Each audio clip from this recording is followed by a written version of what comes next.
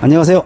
맥가이버TV입니다. 오늘 보여드릴 영상은 트랙터에 그동안 저희가 600T 트랙터 연결용 그 유압도끼를 제작을 해 판매를 했었는데, 거기에서 이제 파생형을 한번 더 신제품을 만들려고 작업을 하려고 그러거든요. 기존의 600T는 수동 레바 블록 방식이라 한 손으로 이렇게 레바를 잡아야 되기 때문에 효율성이 떨어지는데, 그 품을 가지고 지금 트랙터에다 연결을 해가지고 겨울철에 비수기 때, 농번기 비수기 때 영업을 뛰시는 분들이 있어요. 동네 나무들을 갖다가 하루 일당을 받든 아니면 뭐 톤 단위로 받든 해가지고 그 영업을 뛰시는 분들이 있거든요. 근데 수동 레바 블록 방식은 아무래도 한 손을 갖다가 이제 레바에다가 잃기 때문에 한 손으로 나무를 잡으면서 영업 뛰기에는 그 생산량의 차이가 많이 안 좋아요. 저조해요. 그렇기 때문에 이번에 저희가 풋페달 방식으로, 그러니까 원래 장작 공장용 기계 풋페달 방식인데 동력은 유니트를 사용하지 않고 트랙터에 있는 유압을 따서 쓸 수 있는 그 방식입니다. 그래서 높이를 이제 트랙터 같은 경우 조절을 할 수 있기 때문에 허리 높이까지 올려서 작업이 가능하고, 또 때로는 너무 굵은 나무 같은 경우는 허리 높이까지 올리기 힘드니까 링크를 갖다가 바닥까지 내려서 최대한 높이를 낮게 해가지고 작업을 할 수 있게끔. 지금 이것도 괜찮을 것 같아요. 왜냐하면 겨울에 어차피 비수기, 물론 이제 쉬지만 그 쉬는 기간이 굉장히 길잖아요. 지금 12월부터 1월, 2월까지 쉬게 되면은 3개월을 쉽니다. 3개월 쉬는데, 사실 이거 기계를 가지고 일을 나가게 되면은 용돈벌이가 아니라 그 이상의 수입은 충분히 부가가치는 올라갑니다. 왜냐하면 예를 들어서 절단목을 다 잘라놓은 상태에서 장작을 패기만 한다 그러면 100마력 트랙터 기준으로 잡아 거기서 그 유압을 따서 만약에 이 기계를 이용해서 작업을 한다 그러면 소개목 같은 경우만 해도 하루에 14톤, 많게는 15톤까지도 가능하거든요. 그러면은 예를 들어 톤당 5만 원씩의 그 비용을 받는다 쳐도 14톤만 잘라도 70만 원이에요. 70만 원인데 RPM을 만약에 뭐 1300 RPM 정도에 놓고 쓴다 그러면은 기름이 제가 봤을 때는 30리터 이상은 안 먹어요. 부하가 많이 걸리는 작업이 아니기 때문에. 그러면은 기름값은 뭐 한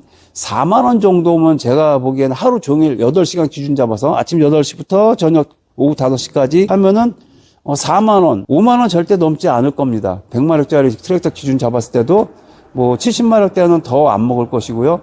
그러면은 수입이 괜찮아요. 짭짤해요. 뭐 최소 하루에 50에서 60만 원 정도는 순수익이 나오지 않을까. 기름값 빼고. 그렇게 해서 뭐 열흘만 동네방네 다니면 일해도 5, 600만 원은 수입은 벌기 때문에 기계값은 뭐 며칠만 일해도 기계값은 다 뽑고 나머지 순수익으로 되고, 그 다음에 또 이 기계를 계속 사용하면 다 순수익으로 떨어져요. 그렇기 때문에 괜찮은 장사인 것 같아요. 그래서 저도 지금 나름대로 한번 생각을 해보고 있는데, 물론 그렇다고 제가 바쁜데 겨울에 동네방네 그 나무 뽀개로 영업 다닐 수는 없고, 일단은 지금부터 이제 촬영을 해가면서 제작 그 과정을 이제 보여드리겠습니다. 자, 일단은 맨 처음에 제가 바닥 브라켓 받침대를 먼저 태그 작업을 할 거예요, 지금. 지게발 그냥 뜨면은 무게중심 때문에 까지는 현상이 발생해서 이게 지게발에 같이 걸려서 안전하게, 그리고 바닥이 디귿자 내리다 보니까 날개가 땅바닥에 있으면은 땅속으로 파고 들어가거든요. 그래서 그걸 방지하기 위해서 이렇게 이제 보강제를 넣어줄 겁니다. 기둥을 이제 올려보겠습니다.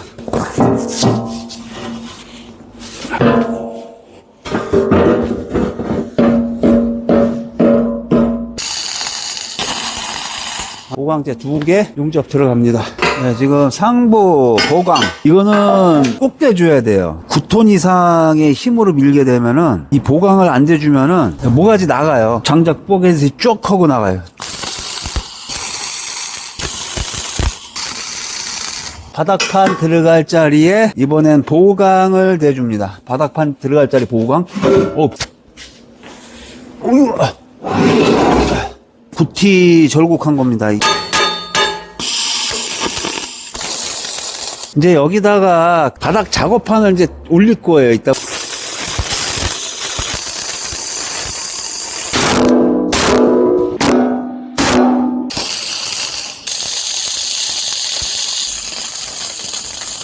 자, 이제 작업판을 올리겠습니다. 작업판 사이즈는 가로 1220에 깊이 800입니다. 작업판은 크면 클수록 일의 효율성이 좋아요. 굉장히 편하고. 자, 링크, 하브링크 거. 핀이 아니라 핀 브라켓. 자, 그리고 블록 브라켓.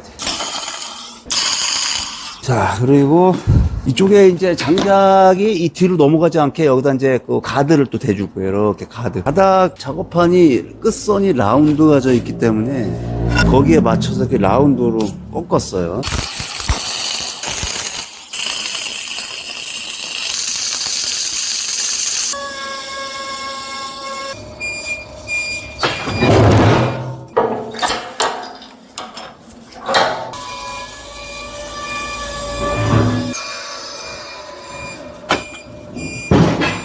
자, 카플링 호수집 하나 장착해 주고요. 이 호수가 덜렁덜렁 대고 다니면 안 되니까 여기다 카플링 호수집 하나 넣어주고요. 그리고 보강매달. 보강매달은 티수가 9T예요, 9T.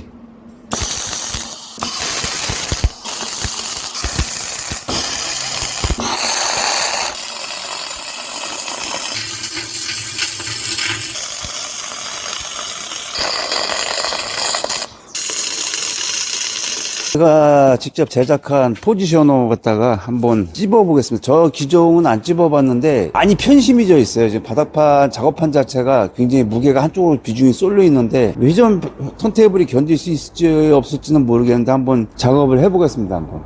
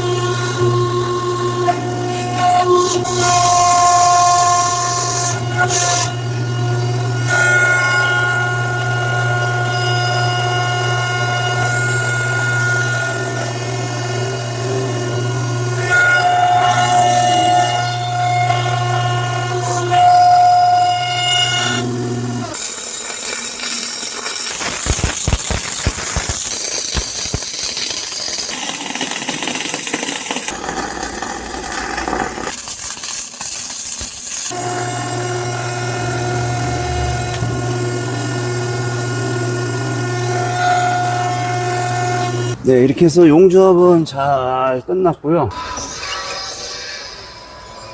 이게 포지셔너가 정말 잘 만든 것 같아요. 제가 만들었지만 자찬이 아니라 대형 물건 모재들 용접할 때는 계속 뒤집어서 용접을 해야 되거든요. 거꾸로 용접할 수가 없으니까 정말 잘 만든 것 같아요. 네, 도색이 지금 완료됐고요. 이게 안질뱅이 같이 생기긴 했는데 이게 트랙터 링크가 들어 올리면은 높이가 딱 맞게끔 지금 구조를 이렇게 만들었거든요. 그리고 이제 필요에 의한 그 구성품들은 이제 조립 작업 들어갈 겁니다. 지금부터 이제 조립 작업 한번 들어가 보겠습니다.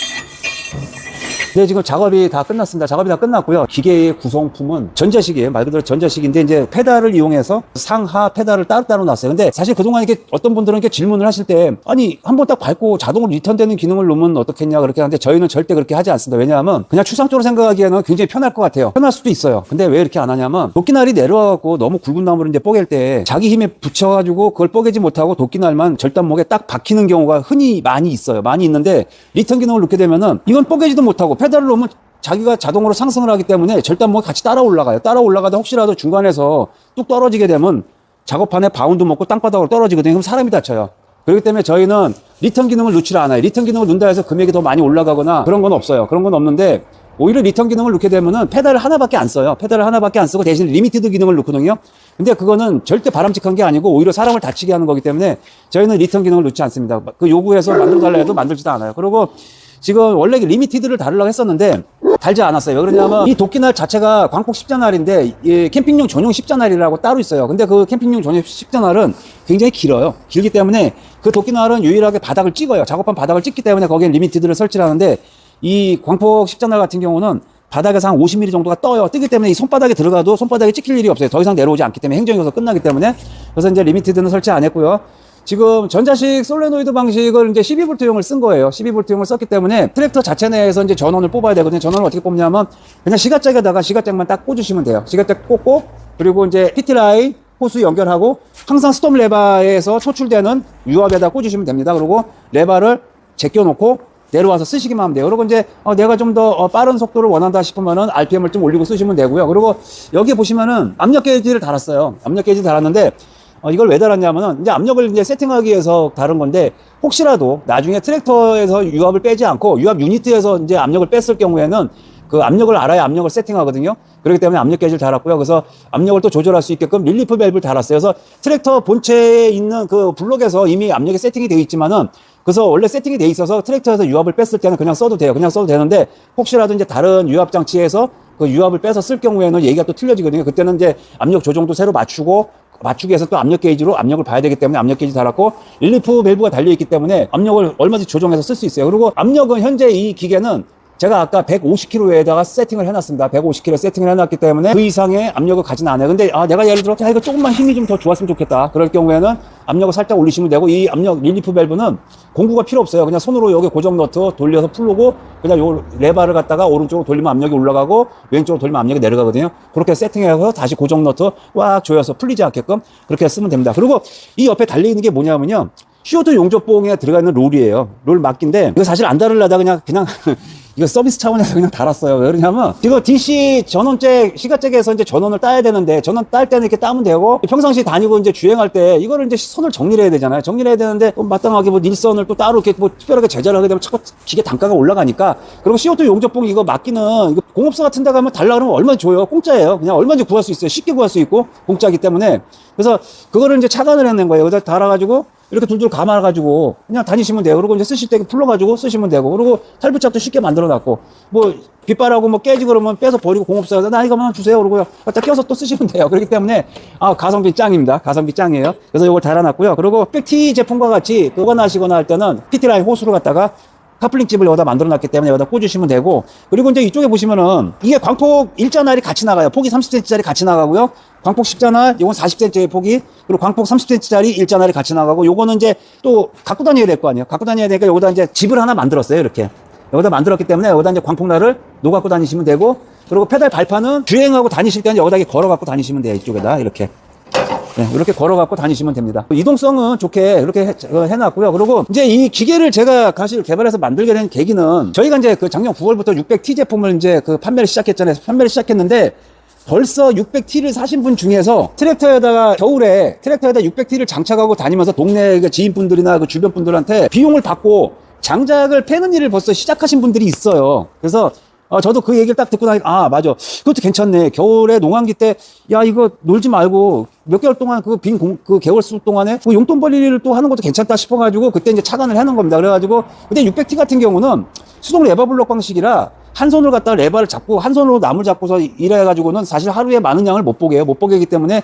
아예 장작 공장 전용 기계랑 똑같이 제가 이제 그 스타일을 만든 거예요. 만든 거고, 그래서 이제 전자식으로 만들어서 양손을 쓸 수 있게끔 만들었고, 그리고 이 받침대, 이게 작업하고 밑에 받침대하고 높이가 불과 한 450mm 정도밖에 안 돼요. 근데 왜 이렇게 만들었냐?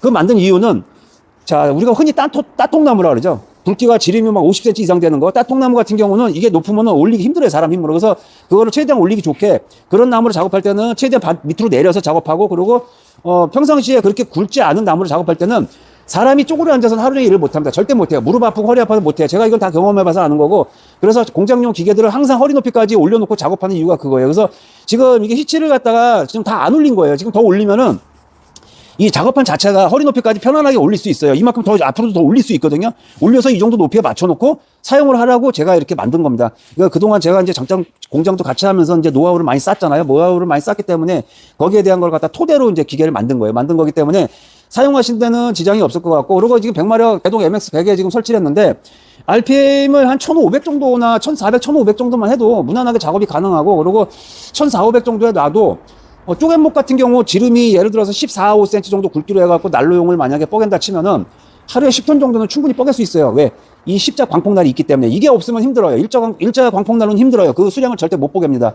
근데 십자 광폭날 같은 경우는 지름 30cm 같은 거 왕복 2회, 2회만 움직이면은 충분하게 뻐갤 수 있기 때문에 작업 효율이 굉장히 좋거든요. 그렇기 때문에 또 양손을 쓸 수 있고 풋페달 방식이기 때문에 충분히 가능합니다. 그래서 하루에 10톤 정도는 분명히 뻐갤 수 있고, 그리고 화목 보일러용 나무와 그리고 그 쪼갯목 장작 난로용하고는 길이에 대한 차이 때문에 장작을 뻐갤 때 하루에 뻐갤 수 있는 양이 차이가 많이 나요. 그래서 제가 봤을 때는 쪼갯목 난로용 같은 경우는 만약에 영업을 다니신다 그러면 톤당 한 6만 원 정도를 받고 하시는 것도 괜찮고, 그리고 화목 보일러용 같은 경우 길이가 60cm 나무 같은 경우는 톤당 한 4만 5천 원에서 5만 원 정도의 공임을 받고 일을 하셔도 괜찮을 것 같아요. 자, 그거는 제가 기본적인 그냥 그 데이터 값을 알려드린 거고요.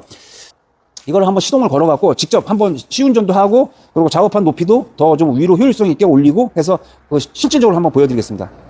RPM은 지금 1400 RPM입니다.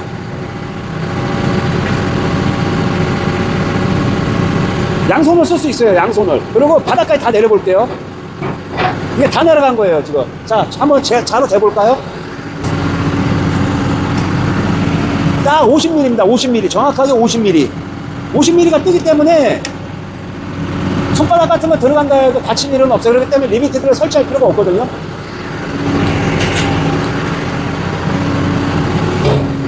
자, 올라갈 때 속도가 빠른 이유는 실린더 내용적으로 실린더 로드가 같이 채워주기 때문에 그런 거예요.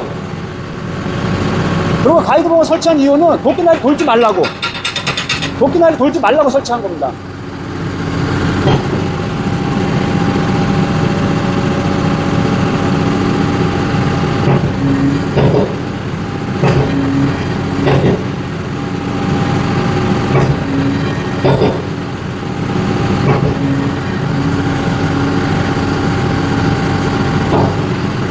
자, 잠깐 이제 시동을 끄겠습니다. 자, 지금 작동을 보셨다시피 1400rpm에서 100마력짜리 같은 거 기준으로 봤을 때 지금 이 정도 속도가 나왔고요. 그리고 이제 내가 좀 일을 좀 더 많이 아니면 좀 더 빨리 하고 싶다라고 생각하시면은 뭐 1600rpm 정도, 200rpm만 더 높아져도 속도가 현저하게 더 높아지기 때문에 그렇게 쓰셔도 되고, 그리고 나무를 이제 그 옹이가 너무 심한 거, 그리고 너무 굵고 너무 심한 거 같은 경우는 꼭 이 일자 광폭날을 쓰셔야 됩니다. 그래야 기계에 무리가 덜 가고 더 효율성 있는 작업이 가능하고요. 그리고 그렇지 않을 경우에는 십자날을 쓰시면 그만큼 일 양을 많이 이제 소화해낼 수 있기 때문에 도움이 많이 됩니다. 그리고 사실 이게 찾아가서 나무 장작을 패주는 경우는 사실 아직까지 우리나라에 거의 없어요. 찾아가서 장작을 패주는 경우는. 근데 제가 간혹 가다가 이제 거기 혹시 유압도끼 임대하나요? 라는 전화를 제가 간혹 받거든요. 간혹 받는데 참 안타까워요. 맨 처음에 제가 임대를 했는데 기계가 너무 무겁고 너무 지방구로 가다 보니까 물류비가 더 많이 나와요. 임대료보다. 맨 처음에 초창기 때 하다가 안 했거든요. 진행을 이제 안 했는데 가만히 생각해 보니까 유압도끼 사기가 부담이 가고 나무는 좀 저렴하게 쓰고 싶고, 그러면은